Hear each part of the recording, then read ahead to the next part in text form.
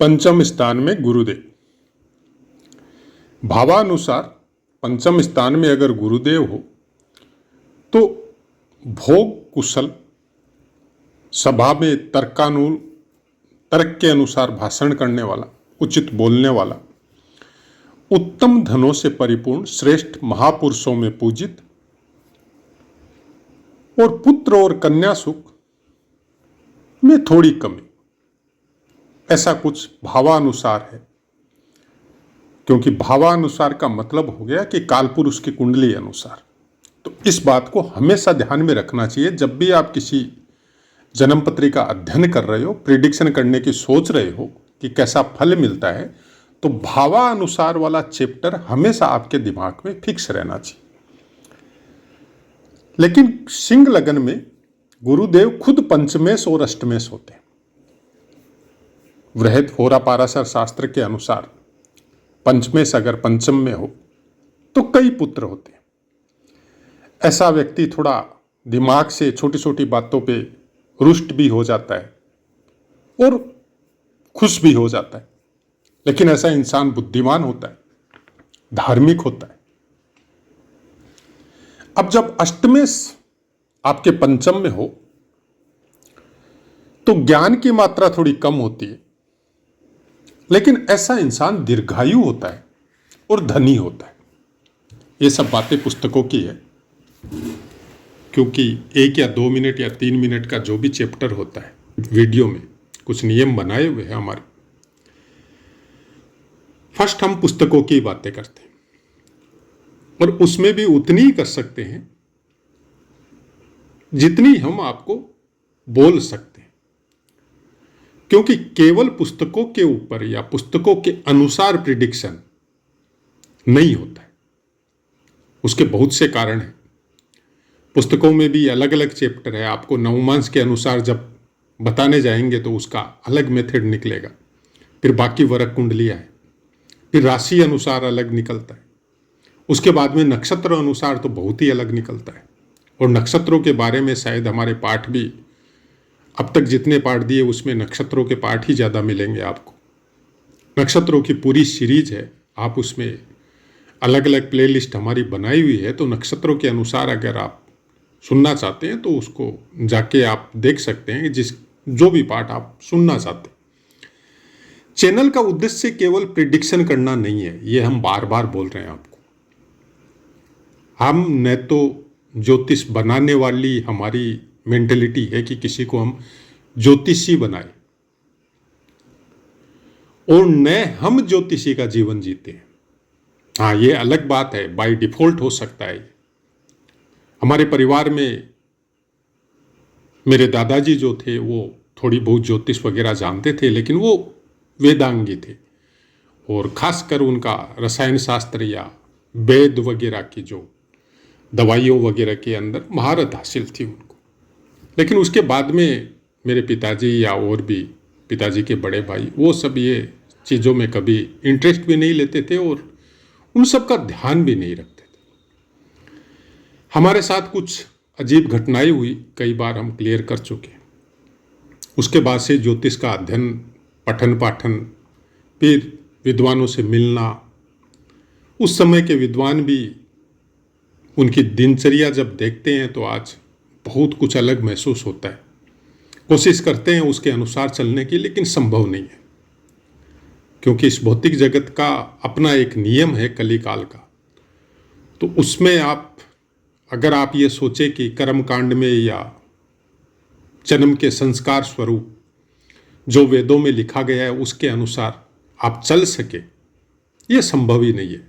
जो लिखे गए वो उस समय लिखे गए जब वहाँ के उस समय के जीवों में, मनुष्यों में वो बल था, वो मेधा थी, वो प्रज्ञा थी, वो ज्ञान था और वो शक्ति भी थी।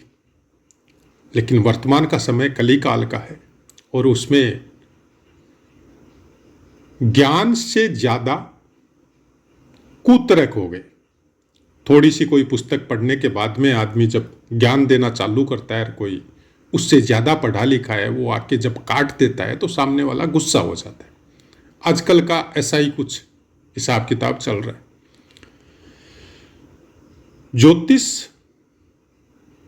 का जो पार्ट है, कुंडली दिखा के, प्रिडिक्शन लेके, उपायों के द्वारा ग्रहों को अलाइन करके, या वर्तमान समय में जो सुनने को मिलता है एक्टिव और डीएक्टिव करना, ये सब चीजें हमारे दिमाग में सेट नहीं होती। आपके होती हो तो हम कह नहीं सकते, लेकिन हमारे दिमाग में सेट नहीं होती। जिस जगह पे ग्रह नक्षत्र फिक्स है, उन्हीं के गुरुत्वाकर्षण के द्वारा अपनी पृथ्वी फिक्स है, और जैसे जिस तरह से ग्रह अपनी धुरी पर घूम रहे हैं, उसी धुरी पे पृथ्वी भी घूम रही है। ये सब चीजें भौतिक विज्ञान बता रही है, ज्योतिष शास्त्र भी बता रहा है, लेकिन ज्योतिष शास्त्र को इतना गहराई में जाके कोई समझना नहीं चाहता। तो जब सब एक दूसरे से बंधे हुए हैं, एक में डिस्टरबेंस आता है तो सब में आता है, और उसका सबसे बड़ा कारण है चंद्रमा। अच्छा, हर ग्रह के चंद्रमा अलग अलग है, किसी किसी ग्रह पे तो एक से अनेक है। तो चंद्रमा का जो प्रभाव है आपके मन पे, वो सबसे ज्यादा है। चंद्रमा जल का कारक है और गुरु ज्ञान का कारक है। चंद्रमा के पाठ में चंद्रमा की बहुत सी बातें हम बताते हैं। यहां बताने का कारण केवल इतना ही है कि ज्ञान में डिस्टरबेंस चंद्रमा पैदा करता है, या किसी भी ग्रह के जो सिग्निफिकेंट है, जो उसके कारक तत्व है, उसको, उस जातक को कितनी मात्रा में कब और कहां भोगना है, इसका निर्णय चंद्रमा के द्वारा होता है। अब आप अपवाद, आप तर्क कर सकते हैं या आप बोल सकते हैं, क्योंकि इस चैनल में आप ज्योतिषी लोग भी जुड़े हुए हैं। हम केवल इतनी बोल सकते हैं कि आपके शरीर में कोई भी केमिकल की मात्रा थोड़ी सी भी इधर उधर होते ही आपके शरीर में विकार या रोग पैदा होते हैं। और चंद्रमा जल का कारक है। भौतिक विज्ञान भी बोलता है कि आपके शरीर में 70% से ज्यादा जल है। अपना वेद शास्त्र, पुराण, ज्योतिष तो बहुत पहले से बोल रहा है, लेकिन हम लोग आज के भौतिक विज्ञान को प्रधानता देते हैं, तो भौतिक विज्ञान भी इस बात को स्वीकार कर चुका। तो जैसे ही चंद्रमा की रे कम और बेसी होती है, पूरी पृथ्वी पे रहने वाले जीवों पे, चाहे वो जड़ हो चाहे चेतन हो, उसमें हलचल होती है। और ये प्रकृति का नियम है। प्रकृति केवल आपके ग्रह तक या पृथ्वी तक तो सीमित है नहीं, वो तो पूरे ब्रह्मांड को संचालित कर रही है। तो ये थोड़ा एक अलग मीटर आ जाता है, वो वेदों के अनुसार थोड़ी अलग चीजें आ जाती है, तो उसका बखान हम यहां करना नहीं चाहते। हम केवल इतना कहना चाहते हैं कि बृहस्पति पंचम स्थान में और अपनी धनु राशि पे जब बैठता है, तो आपके ज्ञान को एक पिन पॉइंट के ऊपर फिक्स करता है। अब वो ज्ञान आपका किसी भी क्षेत्र में हो सकता है, लेकिन हायर एजुकेशन के लिए, जैसे आप शुरुआत में गुरुकुल में जो संस्कृत के पठन पाठन करके कुछ कर्मकांड का ज्ञान लेते हैं, वैसे ही स्कूलों में आप प्राइमरी, उसके बाद में सेकेंडरी, उसके बाद में कॉलेज, फिर कॉलेज के बाद में हायर एजुकेशन, जैसा सिस्टम है सरकार का, उसके अनुसार आप पठन पाठन करते हैं। लेकिन जो ज्ञान आपको चाहिए, वो ज्ञान आपको अपने ही पढ़े हुए पाठों में रिसर्च करने के बाद में जो प्राप्त होती है, उसको ज्ञान बोला जाता है। एक तो पढ़ के आपने बुद्धि में स्थिर कर लिया, आपने मेमोरी में स्थिर कर लिया, और उसके अनुसार आप उस बुद्धि के द्वारा उस चीज को आप, मतलब कोई परीक्षा पास करके कोई सर्विस करने लग गए, कोई अपना बिजनेस करने लग गया, वो थोड़ा अलग मैटर है। लेकिन प्रैक्टिकल में जब आप उसको यूज करते हैं, जब उस पर अभ्यास करते हैं कि कोई चीज आपने सीखी, और सीखने के बाद में उसको आपने अपने प्रैक्टिकल नॉलेज में उसको ढाल के और कुछ चीज बना रहे हैं या कुछ काम कर रहे हैं, तब आपको एक अलग अनुभव होता है। उसी अनुभव को ज्ञान में कन्वर्ट होता है। वही अनुभव आपके अंदर, वो चीज फिर संतुष्ट होते हैं आप कि नहीं, इसका मतलब ये होता है और इसको करने से इस तरह से होता है। आप उसमें कुछ एडबैक भी कर सकते हैं। आप अपने अनुसार जो पढ़ी हुई चीजें हैं उसमें आप करेक्शन भी कर सकते हैं और उसी से फिर नए नए सूत्र निकलते हैं। तो वैसा इंसान जो रिसर्च करके कोई चीज को नए सूत्र में ढाल सके, उस ज्ञान को प्रतिबिंब करता है गुरु, और वो भी पंचम स्थान। पंचम स्थान वो ज्ञान ही है। और ज्ञान की मात्रा जब प्रेम में कन्वर्ट होती है तो वो ज्ञान जो है वो कहीं पे विलुप्त हो जाता है, वो छूट जाता है। फिर ईश्वरीय वरदान जो प्रेम है, क्योंकि प्रेम में न ज्ञान चलता है न बुद्धि चलती है, उसमें हिसाब किताब नहीं चलता। ज्ञान और बुद्धि दोनों ही हिसाब किताब समझाते हैं। ये हमेशा नोट करके रखिए आप कि जब इंसान प्रेम में पड़ता है तब उसके ऊपर कुछ नहीं चलता। वो न ज्ञान काम में लेता है न बुद्धि को काम में लेता है। वो दिन रात बस उसी का चिंतन करता है। चाहे वो एक अवस्था वाला भौतिक प्रेम हो, चाहे एक अवस्था के बाद में या संस्कार स्वरूप पहली अवस्था में ही ईश्वर का प्रेम हो, भक्ति हो।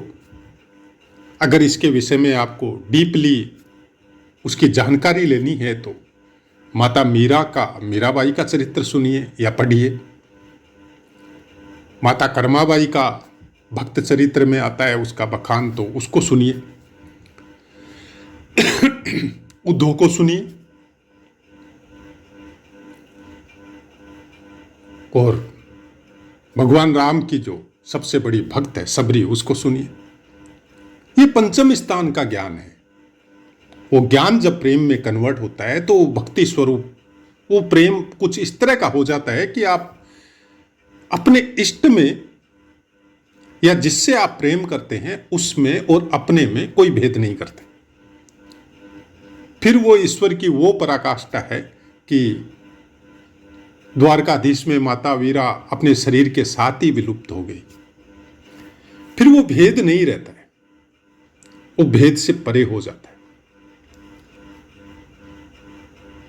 जैसे बोला जाता है कि अनेक ब्रह्मांड भगवान ने बनाए। इस प्रकृति में अनेक ब्रह्मांड है जो इस नजर से हम लोगों के ऊपर कुछ रेस्ट्रिक्शन है, हम लोग नहीं देख सकते भौतिक दृष्टि से। लेकिन जैसे ही आपको आध्यात्मिक दृष्टि प्राप्त होती है, जैसे ही पंचम स्थान वाला ज्ञान प्रेम में कन्वर्ट होके भक्ति स्वरूप बनता है, तब वो दृष्टि प्राप्त होती। आपने बहुत से महापुरुषों का चरित्र सुना होगा, पढ़ा होगा। भक्तमाल की कथा में बहुत से संत महापुरुषों का आपने चरित्र सुना या पढ़ा होगा। उन भक्तों के चरित्र में आप देखिए कि बहुत ज्ञानी थे। वेद शास्त्रों का ज्ञान उनको अपनी भक्ति या अपनी तपस्या की वजह से कई जन्मों का ज्ञान एक साथ उनके हृदय में स्फुरित हो गया था। लेकिन उन्होंने लास्ट में क्या चुना? भक्ति को। भक्ति में जब ईश्वर का चिंतन होता है तो प्रेमाश्रु बहते। ये प्रेम ही पंचम स्थान है। पंचम स्थान की व्याख्या या किसी भी स्थान की जन्मपत्री में व्याख्या भौतिक दृष्टि से अलग होती है कि आप ज्ञानी होंगे, आपके पुत्र बहुत या पुत्रों से बहुत सुख प्राप्त होगा, या पुत्र बहुत धनी होंगे या बहुत नामी होंगे। ये सब चीजें भौतिक दृष्टि की है। लेकिन अगर आपने इस चिंतन को थोड़ा सा अलग कर लिया, तब फिर साक्षात आप अपने इष्ट को अपने सामने देख सकते हैं, उससे बातें कर सकते हैं। लेकिन वो प्रेम उनकी तरफ जाना जरूरी है। क्या बृहस्पति से जाता है? जाता है। ज्ञान की मात्रा, ज्ञान को समझने के बाद में जब यह समझ में आता है कि केवल ज्ञान से प्रभु प्राप्त नहीं होंगे। ज्ञान मतलब बृहस्पति, बृहस्पति मतलब कौन? देवताओं के गुरु। उसी का अंश लेके देवगुरु बृहस्पति का ही हंस लेके ग्रह स्वरूप में ब्रह्मांड में विराजमान है। तो क्या देवगुरु बृहस्पति को भगवान प्राप्त हुए? नहीं हुए, क्योंकि उनमें प्रेम नहीं है। अनेक कथाओं में हम लोग सुनते हैं कि हर मनवंतर में इंद्र अलग होते हैं,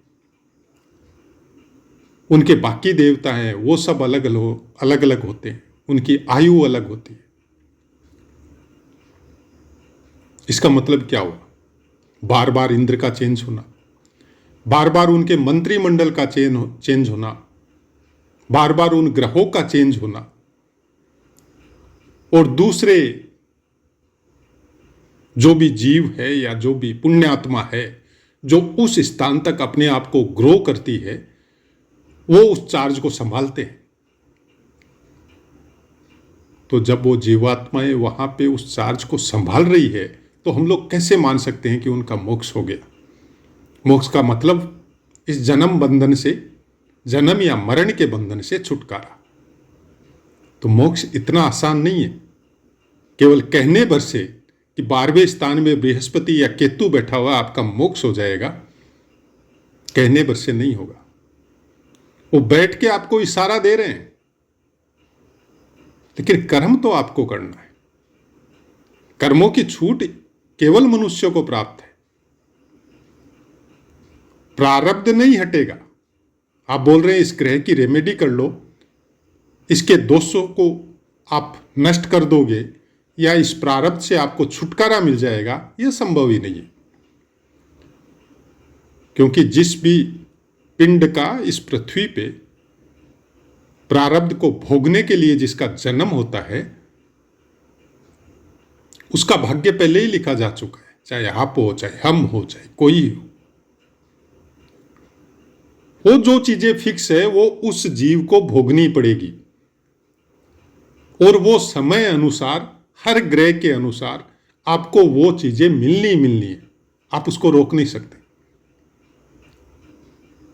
आपको कर्मों की छूट प्राप्त है, आपको चिंतन की छूट प्राप्त है, फिजिकल जो कर्म कर रहे हैं उसकी छूट प्राप्त है। वो छूट के द्वारा जब आप अपने ग्रह को समझेंगे, जैसे गुरु के ज्ञान को समझेंगे और पंचम स्थान के प्रेम को समझेंगे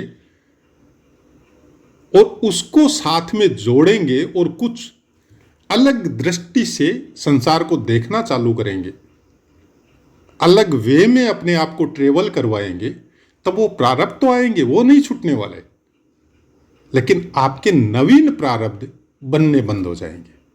मतलब जो प्रारब्ध हम लोग बोलते हैं कि हम लोगों के भाग्य में, हम लोगों के किए हुए कर्मों के प्रारब्ध की वजह से हम लोग अपने भाग्य को लिख के लाते हैं और उसी का फल सुख या दुख रूप में हम लोगों को भोगना पड़ता है। हम लोगों को किसको? शरीर को। लेकिन शरीर को हम लोग ही मान रखा है कि मैं शरीर हूं, मतलब मैं ही हूं, बाकी और कोई नहीं है। तब हम लोगों को भोगना है। और जैसे ही आपकी ट्रेवलिंग अलग होती है, जैसे ही आपकी यात्रा अलग होती है, तब फिर शरीर से मोह छूटता है।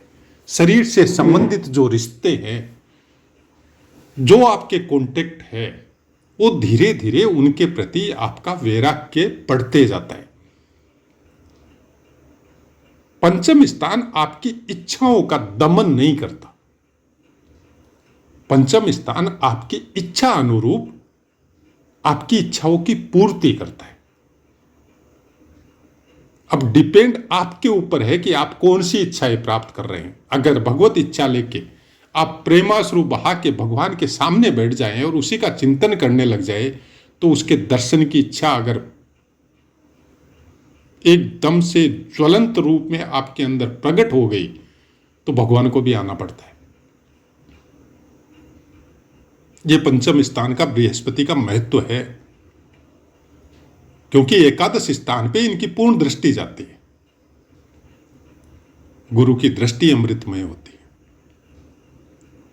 आप जो इच्छा करेंगे वो आपको ये प्राप्त करवाएगा। हाँ, ये अलग बात है, शुरुआत आपकी तकलीफ में हो सकती है, शुरुआती जीवन आपका स्ट्रगल में हो सकता है, लेकिन आपकी हर इच्छा पूरी करने का दायित्व बृहस्पति के ऊपर आ जाता है। जरूरत इतनी है कि आपकी जन्म पत्री में बृहस्पति निष्पाप होना चाहिए, कोई क्रूर ग्रह से युत या दृष्ट नहीं होना चाहिए, अच्छे अंशों पे बलवान बृहस्पति आपके पास होना चाहिए,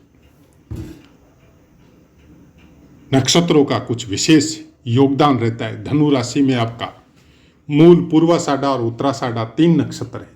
उत्तराषाढ़ा का केवल पहला चरण। अब मूल में बैठते हैं तो शुरुआती जीवन तकलीफ में होता है, लेकिन अगर पूर्वाषाढ़ा में है तो भोग विलास की हमेशा अधिकता रहेगी। होल जीवन आपका सुखमय बीतेगा, अनेक तरह के प्रेम में आप पारंगत रहेंगे। लेकिन उत्तराषाढ़ा में अगर बैठता है और पहले चरण में है तो फिर थोड़ा बृहस्पति का रूप अलग हो जाता है। फिर आदमी अध्यात्म की खोज चालू कर देता है, क्योंकि वो राशि वर्गोत्तम हो जाता है। उत्तराषाढ़ा 3.20 डिग्री तक लास्ट नवमांश पड़ता है, और लास्ट नवमांश आपके धनु राशि में धनु का ही होता है। तो किसी भी जन्म पत्री को जब आप पढ़ते हैं, जब उसको प्रिडिक्ट करते हैं, तो आपको बहुत कुछ उसमें देखना पड़ेगा, सोचना पड़ेगा। आपको अलग तरह से हर चीज को रिफाइन करना पड़ेगा, तब जाके कुछ अंश मात्र समझ में आता है, वो भी मां भगवती की कृपा हो तो। नहीं तो ज्योतिष को समझना इतना आसान नहीं है। केवल पुस्तकों के अनुसार फलादेश बता देना, उससे कुछ नहीं होने वाला। पंचम दृष्टि आपके भाग्य स्थान पे पड़ती है तो भाग्य का धनी होता है ऐसा इंसान। भाग्य के द्वारा धार्मिक कृत्य करता है, धर्म कर्म में विशेष रुचि लेता है, अपने घर में भी अनुष्ठान वगैरह संपन्न करवाता है, और बड़े बड़े धार्मिक आयोजनों में रुचि भी लेता है और करता भी है।